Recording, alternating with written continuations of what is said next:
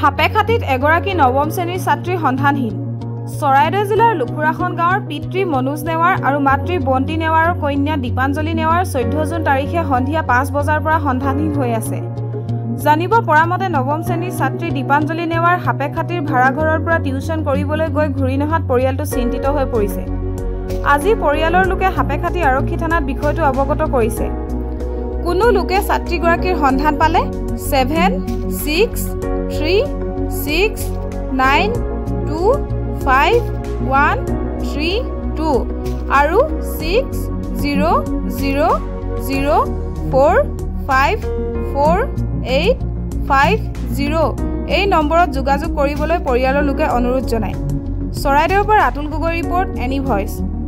মোৰ ছোৱালীজনী মানে কালি 5টা বজাৰ পৰা জাষ্ট নিউতে পাইছে বাছ কি টিউচন ল'বলৈ গৈছিলে। টিউচন লৈ ঘূৰি আহোঁতে তাৰপিছত পল্লৱী নামৰ মানুহজনে জাষ্ট তুলি লৈ গৈছে অটত।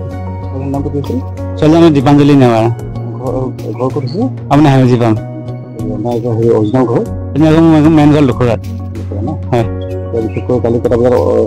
5টা বজাত জাষ্ট টিউচন পৰা ছুটি ওলাই আহোঁতে তেখেতে লৈ গৈছে। হয় হয় কৈছোঁ।